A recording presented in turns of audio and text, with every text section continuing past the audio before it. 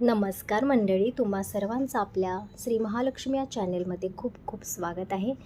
तर आजचा विषय असा आहे की आपलं नवीन वर्ष चालू होत आहे आणि या दिवशी म्हणजेच 31ला किंवा 1 तारखेला आपण काय काय करायचं आहे किंवा कोणत्या चुका आपण या दिवशी करायच्या नाही आहेत, कोणत्या चुका आपण टाळायच्या आहेत, हे या व्हिडिओतून आज आपण पाहणार आहोत. तर व्हिडिओ शेवटपर्यंत नक्की बघा, त्याचा तुम्हाला नक्की फायदा होणार आहे आणि तुमच्या फायद्याच्या गोष्टी यामध्ये मी तुम्हाला सांगणार आहे. तर बघा मित्रांनो, आपण एक जानेवारी म्हणजे आपल्या जीवनातील एक नवीन वर्ष येणार आहे. आता झालं ते गेलं वर्ष, त्यामध्ये तुम्ही काही प्रगती केली असेल किंवा नसेल केली, पण येणाऱ्या वर्षामध्ये तरी आपल्याकडे, आपल्या घरामध्ये, आपल्या घरातल्यांची चांगली प्रगती व्हावी, आपली चांगली प्रगती व्हावी, आपल्या मुलाबाळांची त्यांच्या अभ्यासामध्ये म्हणा, शिक्षणामध्ये म्हणा चांगली प्रगती व्हावी, यासाठी आपण काहीतरी अशा गोष्टी करायला पाहिजेत आणि त्या खूप विचारपूर्वक आपल्याला करायला पाहिजेत, की उगाच जगदुनिया करते म्हणून आपण 31ला हे नॉनव्हेज खात असतो किंवा आपण घरातले आपले लोक दारू पित असतात किंवा अजून काही पार्ट्या वगैरे करत असतात. पण ह्या गोष्टी खरंच बरोबर आहेत का? की तुम्ही जर बघा, तुम्ही एखाद्या नवीन गोष्टीची सुरुवात करत असाल तर तुम्ही त्या दिवशी कोणतंही चुकीचं काम तुम्ही करत नाही का? तर आपल्याला आयुष्यभर नाट लागेल किंवा आपल्या त्या नवीन कामामध्ये आपल्याला नाट लागेल म्हणून आपण त्या दिवशी चांगल्या गोष्टी करत राहतो. तर तुम्ही जर दारू पिऊन किंवा पार्ट्या करून नॉनव्हेज वगैरे खाऊन जर तुम्ही 1 तारखेची म्हणजे 12 वाजता तुम्ही नवीन वर्षाची सेलिब्रेशन करता आणि त्या दिवशी अशा गोष्टी करून जर तुम्ही सेलिब्रेशन केलं, एवढा विनाकारण तुम्ही फूड वाया घालवलं, तुम्ही जे अन्न पार्टीमध्ये खाता त्यातील बरंचसं अन्न तुम्ही नाश करत असता किंवा काही लोकं मुलाबाळांना घेऊन बाहेर जातात, हॉटेलमध्ये खातात. तर या दिवशी काय आहे ना, की तुम्ही स्वामींच्या सानिध्यात राहिलं पाहिजे. नवीन दिवसाची तुम्हाला सुरुवात करायची आहे, तर तुम्ही या दिवशी तुमच्या घरामध्ये राहिलं पाहिजे. घरामध्ये सकारात्मकता तुमच्या निर्माण केली पाहिजे, की जेणेकरून तुमचा उद्याचा जो दिवस उगवणार आहे, उगवता सूर्य, त्याचं तुम्हाला दर्शन सकाळी उठून लवकर घ्यायचं आहे आणि आपल्या नवीन वर्षाची जो पहिला दिवस आहे त्या दिवशी भगवंताच्या नावाने तुम्हाला सुरुवात केली तर अख्ख्या आयुष्यामध्ये काय तुम्हाला जिंदगीमध्ये कधीसुद्धा कशाची कमी पडणार नाही. तुम्ही दरवर्षी नवीन वर्ष जेव्हा चालू होतं तेव्हा स्वामींच्या पायाशी राहून त्यांची पूजापाठ करून जर नवीन वर्षाची सुरुवात केली ना, तर तुम्हाला वर्षभर कशाची कमी पडणार नाही. हे माझे शब्द तुम्ही लिहून घ्या. कारण खूप असे लोक आहेत की जे पार्ट्या करतात, या दिवशी दारू पितात, नॉनव्हेज खातात. नॉनव्हेज खाणं हे काही चुकीचं नाही, पण आपण ज्या दिवशी सणवार असतो, ज्या दिवशी महत्त्वाचा वार असतो, स्वामींचा वार असतो, तेव्हा आपण नॉनव्हेज खातो का? नाही. तसंच आपली 1 तारीख असेल किंवा 31 आपल्या वर्षाचा शेवटचा दिवस आहे, तर या दिवशी आपल्याला सात्विक भोजन घ्यायचं आहे. 1 तारखेला आपल्याला स्वामींना अभिषेक घाला, तुमच्या कुलदेवतेला अभिषेक घाला.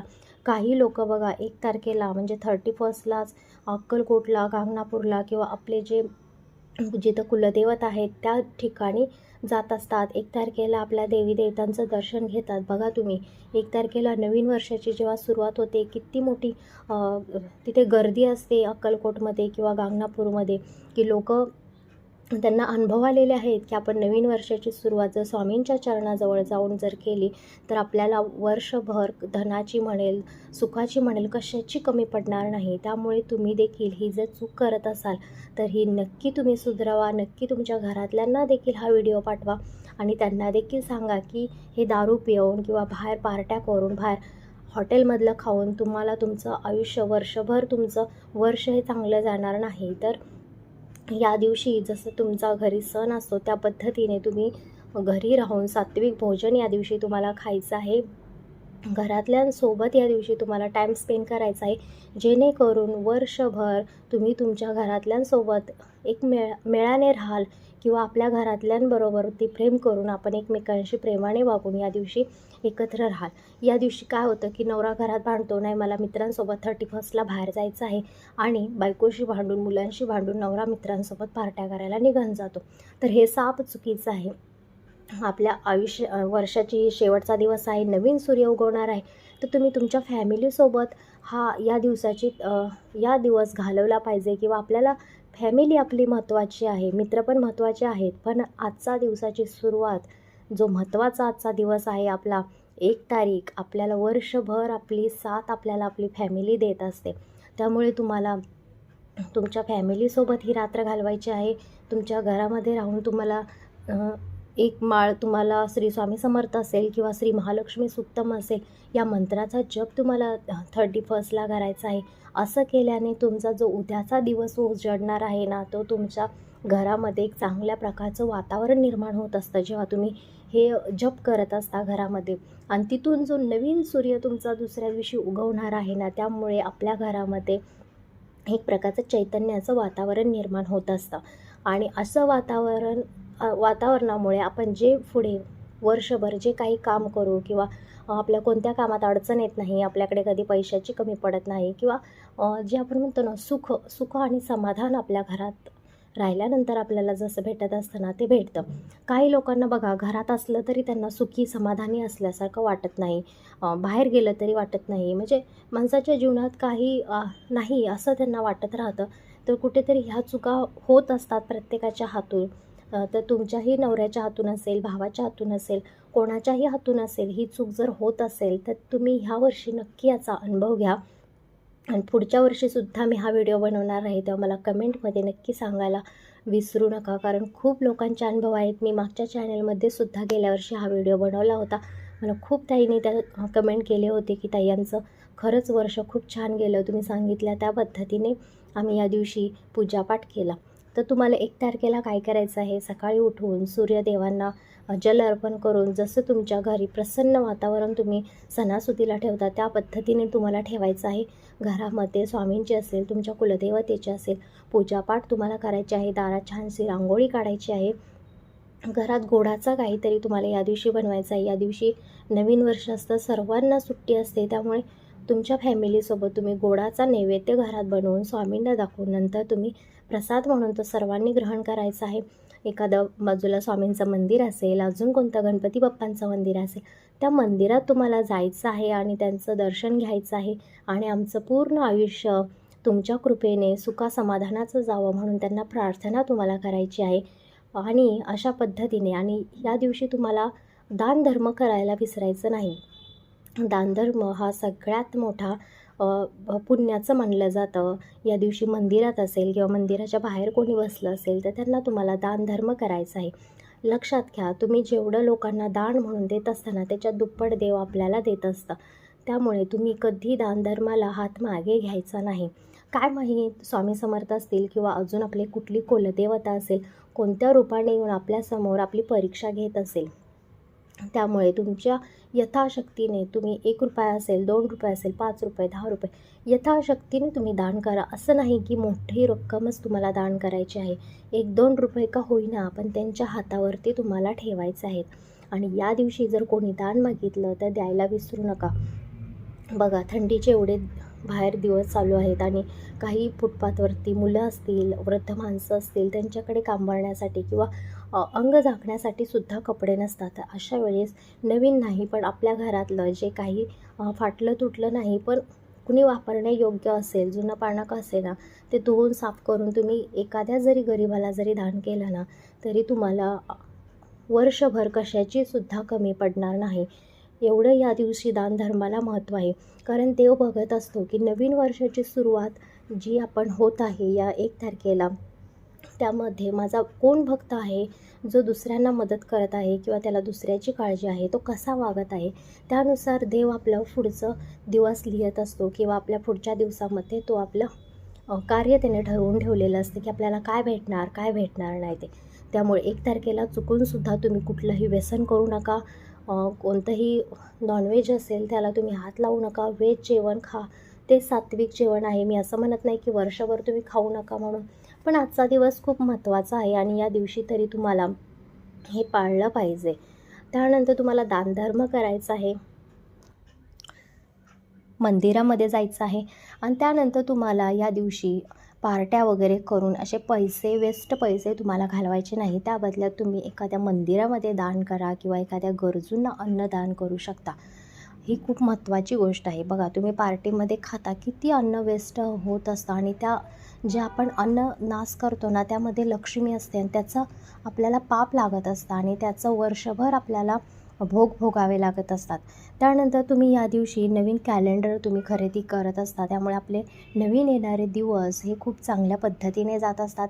त्या कॅलेंडरची तुम्हाला पूजा करायची आहे आणि मग त्या भिंतीवरती तुम्हाला लावायचं आहे. हळद, कुंकू, अक्षता निरंजन करून तुम्हाला ते पूर्वेला लावायचं आहे. पूर्वेला कॅलेंडर लावलं हे खूप शुभ मानलं जातं. मी अजून एक व्हिडिओ टाकलेला आहे की कॅलेंडर आणि घड्याळ कोणत्या दिशेला नक्की लावायचं आहे आणि कोणत्या दिशेला चुकूनसुद्धा लावू नका. तर तो व्हिडिओ माझ्या चॅनलवरती जाऊन तुम्ही पाहू शकता. त्यानंतर या दिवशी तुम्हाला घड्याळ नवीन खरेदी करायचं आहे. तुमचं जर घड्याळ तुटलं असेल, खराब झालं असेल किंवा सतत बंद पडत असेल, तर असं घड्याळ तुम्ही घरात ठेवू नका. ते घड्याळ लवकरात लवकर घराच्या बाहेर काढा आणि 1 तारखेला तुम्ही नवीन घड्याळ घरी घेऊन या. बघा जरी तुमचं घड्याळ खराब झालं असेल, पण तुम्हाला असं वाटत असेल की कित्येक दिवस झालं माझा दिवस आहे तसेच दिवस राहिलेले आहेत, माझ्या जीवनामध्ये काहीच बदल होत नाही आहे, तर कधी कुठे ना कुठे त्या घड्याळासुद्धा दोष असू शकतो. तर तुमचं टायमिंग हे चुकीचं ठरत आहे. त्यामुळे तुम्ही जर या दिवशी घड्याळ जर चेंज केलं, तुमचं योग्य दिशेला लावलं, घड्याळ हे गोल असावं. मी त्या व्हिडिओमध्ये सर्व घड्याळाबद्दल माहिती दिलेली आहे. त्या पद्धतीने जर घड्याळ तुम्ही आणून या दिवशी त्याची पूजा करून तुम्हाला भिंतीवरती लावायचं आहे आणि असं घड्याळ तुमचं जीवन पालटू शकतं या दिवशी लावल्यानंतर. त्यानंतर तुम्हाला तुमची पर्स खराब झाली असेल, तर या दिवशी तुम्ही पर्स घेऊ शकता. किंवा तुमच्या नवऱ्याला पर्स तुम्ही गिफ्ट म्हणून देऊ शकता नवीन वर्षाची, किंवा नवरा बायकोला पर्स म्हणून गिफ्ट म्हणून देऊ शकतं. पर्सच का? कारण आपले येणाऱ्या ज्या वर्षभर आहे त्यामध्ये तुमच्याकडे पर्समध्ये कधीच पैशाची कमी राहू नये यासाठी ह्या गोष्टी देतात. पण तुम्ही जेव्हा बायकोला पर्स देणार, नवऱ्याला पर्स देणार, तेव्हा पर्स कधी रिकामी देऊ नका. त्यात ₹10 किंवा ₹1000, ₹500 त्यात टाकून ती पर्स तुम्हाला द्यायची आहे. आणि या दिवशी विनाकारण पैसा खर्च करायचा नाही, ही गोष्ट लक्षात घ्या. तुम्हाला 1 जानेवारी सेलिब्रेशन करायचे आहे, तर तुम्ही दुसऱ्या दिवशी किंवा एखादा शनिवार रविवार तुम्ही बाहेर फिरायला जा, पण या 1 तारखेला तुम्ही जास्त करून घरीच राहा. कारण तुम्ही बघत आहात की आजकाल म्हणजे खूप अशा दुर्घटना वगैरे पण घडत आहेत आणि या दिवशी जास्त घडत असतात. कारण हेच कारण आहे की आपण जी 31 असेल किंवा 1 जानेवारी असेल, ती चुकीच्या पद्धतीने आपण साजरी करत असतो. तर तुम्हीसुद्धा ही माहिती माझी नीट लक्ष देऊन ऐका आणि त्या पद्धतीने एकदा तरी 1 वर्ष तरी ही पद्धत तुम्ही वापरून बघा. तुमच्या येणारं वर्ष हे नक्की तुमचं आनंदात आणि सुखात जाणार. तुम्हाला कशाचीच वर्षभर कमी पडणार नाही आणि तुम्ही जे काही वर्षभर कार्य कराल ना, त्यात तुम्हाला नक्कीच यश प्राप्त होणार. फक्त ह्या चुका तुम्ही टाळा. घरामध्ये कोण व्यसन करत असेल, कोण नॉनव्हेज या दिवशी तुम्ही घरामध्ये बनवत असाल, तर ह्या चुकूनसुद्धा गोष्टी तुम्ही करू नका. कारण 1 जानेवारीनंतर तुम्हाला खूप दिवस आहेत की तुम्ही नॉनव्हेज खाऊ शकता किंवा व्यसन करू शकता. पण हा दिवस तो नाही नॉनव्हेज खाण्याचा किंवा दारू पिण्याचा. या दिवशी तुम्हाला श्री स्वामींच्या सानिध्यात राहून आपलं येणारं वर्ष कसं चांगलं जाईल किंवा कसं आपण आपलं वर्ष सुधारू शकेल हे तुम्हाला बघायचं आहे. मित्र फोन करतील, चल आपण जाऊ, कुणाच्याही फोर्सला तुम्ही बळी पडायचं नाही. तुम्ही ठरवलं आहे ना एकदा की आपलं वर्ष आपलं चांगलं गेलं पाहिजे, आपल्या वर्षात आपल्याकडे पैसा पाणी आला पाहिजे, आपण सुखी समाधानी राहिलं पाहिजे, आपल्या घरात कटकट भांडण नाही झालं पाहिजे. तर तुम्ही बघा 31 किंवा 1 या 2 दिवशी तुम्ही तुमच्या फॅमिलीसोबत घरी राहा आणि या पद्धतीने तुम्ही वागा. बघा नक्कीच तुम्हाला याचा फरक पडणार आहे आणि तुमच्याकडे कधीच वर्षभर घरात भांडण होणार नाही. नवरा बायकोचं भांडण असेल, अजून कोणतं घरात भांडण असेल, मुलं त्रास देतात, या सगळ्या गोष्टीपासून तुम्ही दूर जाणार आहात. कारण ह्या गोष्टी तुमच्या जीवनामध्ये बिलकुल देखील घडणार नाहीत. कारण की तुम्ही 1 तारखेची सुरुवात, जो 1 तारखेचा उगवता दिवस असतो, सूर्यनारायणाला पाणी घालून तुम्ही या दिवसाची सुरुवात करणार आहात. सूर्याच्या साक्षीनं तुम्ही स्वामींची पूजा करून, तुमच्या कुलदेवतेची पूजा करून तुम्ही या दिवसाची सुरुवात करणार आहात. तर तुम्हाला देखील तुमची कुलदेवता कधीच नाराज करणार नाही. तुम्हाला जे वर्षभर तुमचं काम आहे त्यात तुम्हाला ती यश नक्कीच देत असते. त्यामुळे हा दिवस खूप महत्त्वाचा आहे. बघा, खूप लोकं या दिवशी गाडी खरेदी करत असतात, घरं खरेदी करत असतात, नवीन नवीन वस्तू खरेदी करत असतात. आणि तुम्ही काय करत असता तर दारू वगैरे पिऊन रात्री धिंगाणा घरात घालून तुम्ही एक पहिल्या दिवशी 1 जानेवारीला तुम्ही 11, 12, 1 वाजता तुम्ही उठत असता. तर असं तुम्हाला करायचं नाही. ही तुम्ही सर्वात मोठी चूक करत आहात.